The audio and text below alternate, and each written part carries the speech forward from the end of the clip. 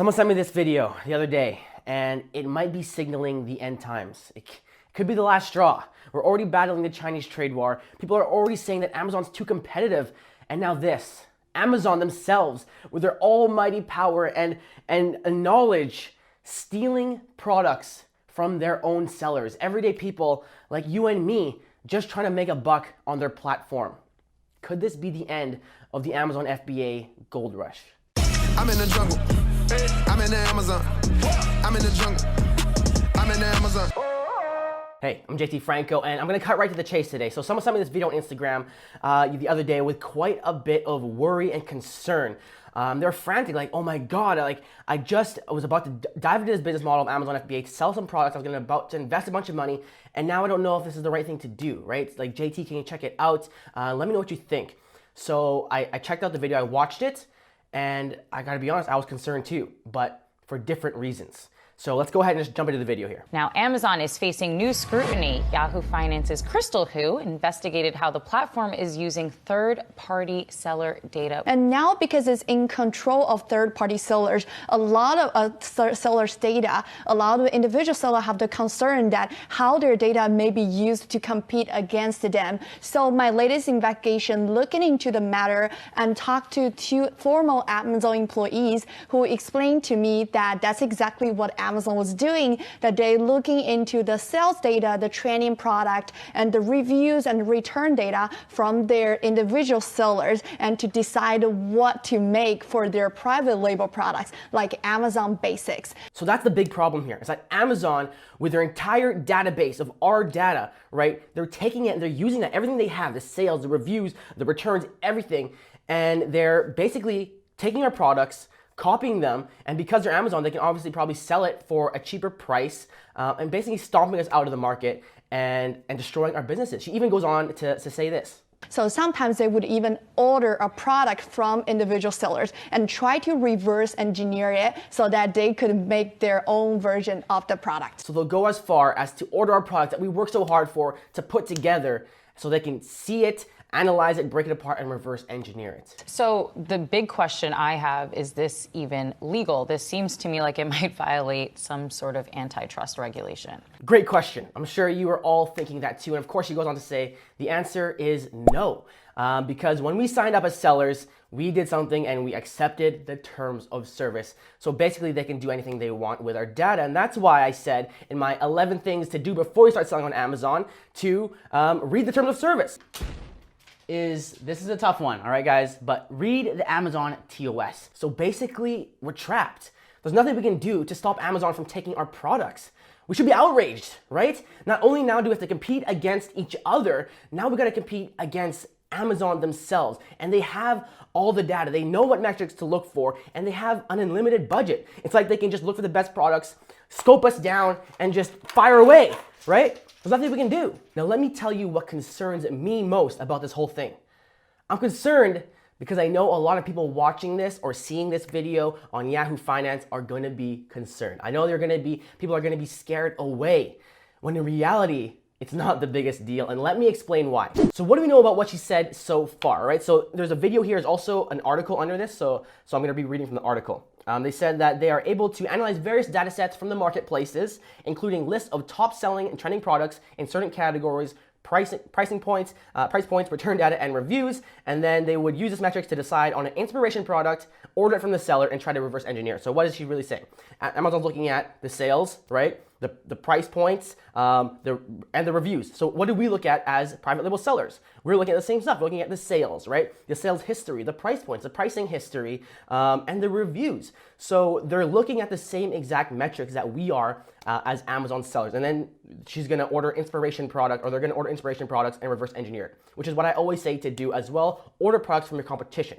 Right, so Amazon is just acting like a regular private labeler like we are. The only difference here is that they have the hard data, right? So when we are doing this, we're looking at estimated data, right? So we're looking at stuff from Viral Launch, which is not the real accurate Amazon data, where of course Amazon has the hard data. It's not like they have some kind of God mode where they know exactly what products are going to win. They just have more data, right? Because if you look at Amazon Basics, they have failing products. So it's not a super algorithm. If you go to, Amazon Basics, go to page whatever, 59 of a particular category, you'll see products there that have like 2 stars, did really badly, and they're out of stock now because they just discontinued these products. So then it turns to the big question of, is what they're doing okay? Is it right? Is it going to destroy the businesses, so maybe the lives of some of the people on the platform, right? Everyday people like you and me just trying to make a buck on the platform. Is it okay what they're doing? Now, really quickly, I want to bring up a point here that's in the article. The spokesperson says, Jeff Wilk, the data Amazon uses is just the bestseller list that is fairly available to anybody. So the things that we end up making in private labels are the things that sell the most, that are on the top of search results. Now, that's a little scary there. That's a little concerning, right? Because for us as private label sellers, we're looking at high demand and low competition. But with Amazon, they're just looking for high demand, right? They have the money gun. So they don't care if it's low competition. If it has high demand, they're going to make it. Now, that's going to scare a lot of people, but I'll get back to that in a second because I want to talk about why, to me, that's actually good news, right? That's actually good news. But then let's return now to the question of, is it okay? So let's go back to the video. I mean, if you think about any traditional retailer, you think about Target selling groceries, they have Archer Farms or Market Pantry private labels. I mean, they're basing their decisions about what to sell and how to sell it and how to formulate it based on watching Cinnamon Toast Crunch fly off the shelf, right? So the data here for Amazon might be more sophisticated, but Target has some pretty sophisticated data as well. And I'm just picking Target as one example. Isn't Amazon just doing better what retailers have always done, and why should they get extra regulatory scrutiny because of it? It's the one and only Digo Double G. Great point, Brian. Look at Brian's face. He knows he made a great point right there. And that's just it, right? It's no different than what Walmart and Kirkland or Costco and Target are doing with their own private label. They've been doing it for years, right? Yeah, you get your product into Walmart, it sells well, and Walmart can go, boom, make a great value version of that, right? Costco can go make a Kirkland version of that, just like that. It's the same exact thing. Now, you'll see here when she answers this question, we'll play it. She kind of changes the issue. Good point, Brian. And we have to look at the unparalleled market position that Amazon has and what kind of data it has access to. Let's first say, for example, an average grocery store usually carries around 60,000 SKUs in stores, and that's what they have visibility on. And then Walmart, which is one of the largest online marketplaces, they have 75 million SKUs online versus Amazon, who have over 100 million. So that gives Amazon a much better visibility of how the whole marketplace is doing. So now it's no longer about third-party sellers. It becomes about, because Amazon's so big that they have over 100 million products, whereas, a local grocery shop can only have 60,000, or Walmart has 75 million, that now it's no longer about third-party sellers, it's about being unfair to the competition. The competition being Walmart and Costco, right? Because Amazon has such a huge dominating view of online retail. And then here's the kicker, the ender, the punchline of the whole thing. And also Amazon dominates over a third of the e-commerce sales in the US versus, Walmart maybe only single digit of the share. So I think regulators care not just about what they do, but how they get to the position they're in today. And if they are already in a dominant position, is it still fair for them to do that to their competitors? So she wants to emphasize Amazon's dominance by saying it has, over 30% share of online retail, while Walmart is only in the single digits. And actually, she underestimated that. Amazon's closer to 50% of online retail, right? And then she finishes off by saying, it's not about what Amazon does, right? It's about how do they get to where they are, and now that they are where they are, is it still fair to look at third-party sellers' data, or is it now a monopoly and it's unfair to the competition like Walmart and Target? So the question now becomes, has Amazon monopolized online retail? Has Amazon monopolized retail, right? They call it the everything store. And the fear is that Amazon is going to take all these products, 160 million of these products, and private label all of them and create this massive juggernaut, like they say in the article, right? And have this big, huge control over retail, like the mega corporation from the movie WALL-E. By and large, everything you need to be happy. Your day is very important to us. And to me, that's ridiculous. Amazon hasn't monopolized retail. Amazon has made it accessible. They've made it the first time ever in the world that everyday people like you and me could sell massive amounts of goods to consumers. So she asked the question, how has Amazon got to this place? How are they able to get so many products? 50% of the market. And it's because they let us do it for them. Their business is not private label, right? They have 140 private label brands, but that's not what they're focused on.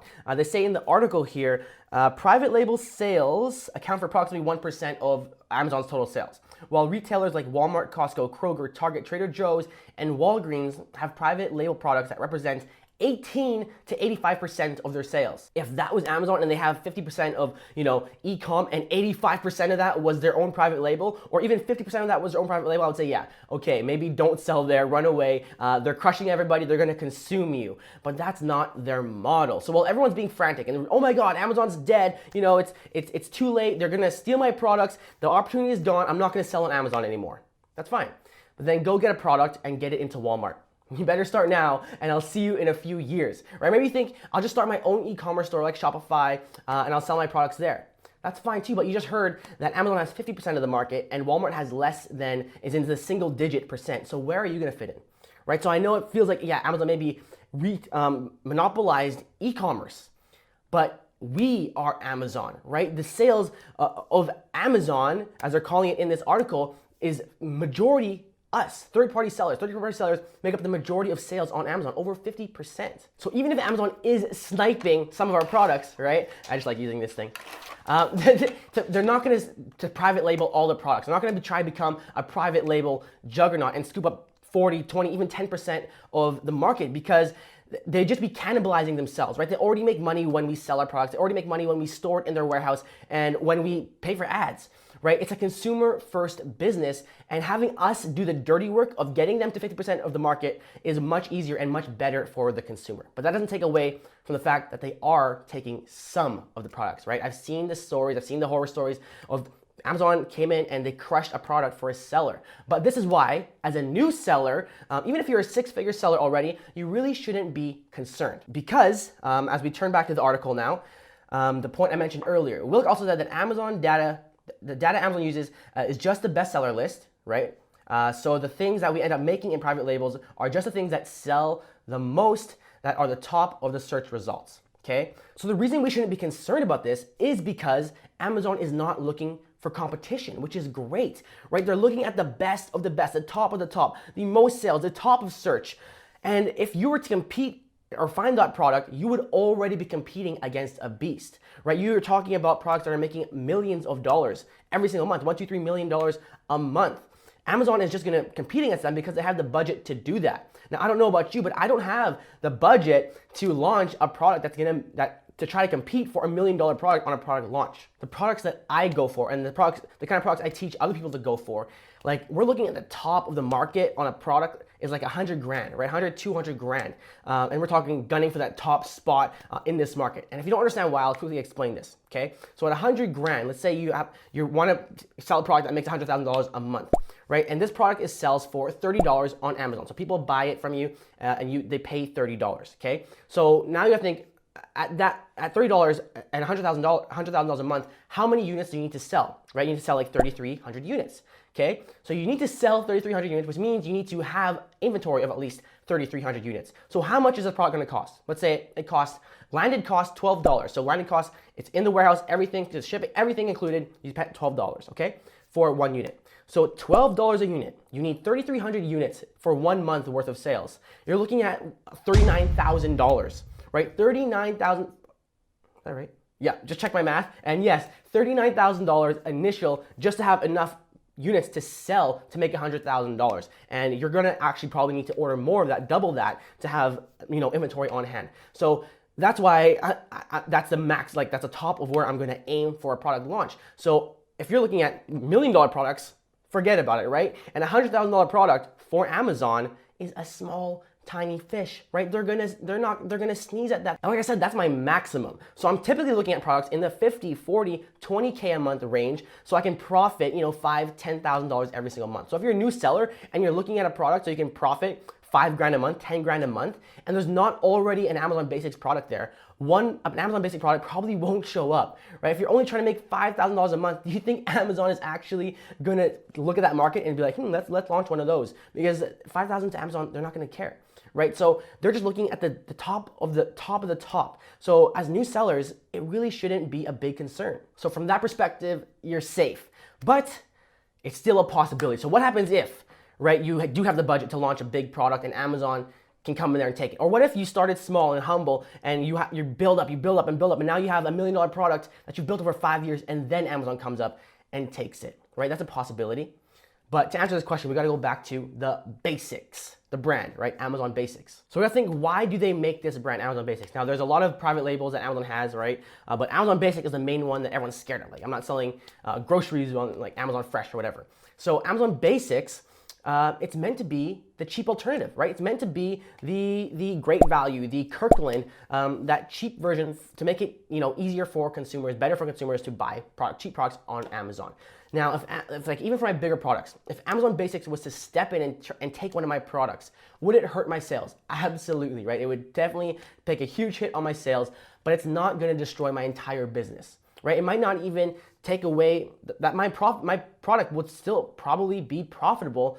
And the reason for that is because I'm not the cheap alternative. I'm not the low-end version of what Amazon is trying to create with their Basics brand, right? I'm positioning myself as premium. And it's the same reason I give when someone asks why I'm not concerned about, you know, Chinese manufacturers selling my same product for cheaper. Because it's not always about the price, right? On Amazon, you want to be premium. You want to have quality, so it's something that people are gonna pick because they want something better, not because they want to pinch pennies, right? You want to have an offer that is the obvious choice for your target consumer. Because look, when I go to Walmart, and I go to Walmart all the time, right? By the way, shout out to the guy that saw me at Walmart and recognized me. I go to Walmart all the time, and they have great value products, great value, and I walk past them like great value toilet paper. Okay, there's great value toilet paper there at Walmart, and it's cheap, but I'm still going Charmin, baby, because there's nothing greater value to me than a smooth ass, okay? So I am the no bullshit Amazon seller after all, and that's my no bullshit take on this situation. Let me know, what do you think, right? Are you scared now to sell on Amazon? Did I miss anything? Let me know in the comments below. I wanna hear your opinion as well. Okay, so just to recap, is Amazon, taking third-party data to sell their own products? Probably, yeah, most likely, but what did we expect? Okay, is there a super algorithm that makes sure they pick a winning product every single time? Absolutely not. They have losing products. Are they going to all of a sudden become a super private label juggernaut and private label every product on Amazon so all the sellers there will have no chance at winning? Absolutely not, because we are what creates the sales for Amazon. We are the reason there's so many products and so much options for people, consumers, to enjoy Amazon Prime, right? So if you're an Amazon seller or you're looking to be an Amazon seller, don't let this scare you off. They're only taking from the top of the top, and it's really not going to affect the smaller guys like us who just want to make $5,000 a month on a single product, and then add those products up so you make $1 million a year, $2 million a year, right? If you're making $1 million a month on a product, maybe you should be worried. But if you're not there yet, then don't be too concerned. Amazon is still a booming opportunity. It is still a really good time to get into it. All right, now, is Amazon a monopoly that's unfair to Walmart and Target and stuff like that? I don't know. Quite frankly, I don't care, because I don't sell any products in Walmart. I only sell on Amazon. If you want to find out how to sell on Amazon, I would definitely go to the link in my description and join my free master class. I'm going to give you the no bullshit way how to sell on Amazon in this hyper competitive marketplace in this current age. All right, so go ahead and join that now, or if you want, go ahead and watch that video right over there, or you can click my face to subscribe to this channel. Don't forget, your empire waits, and I'll see you later. Look for the best products in the market and just bury it. It's outrageous. I can't actually do that line. That sounds so silly. Getting sweaty. So basically, wow, that was a long video.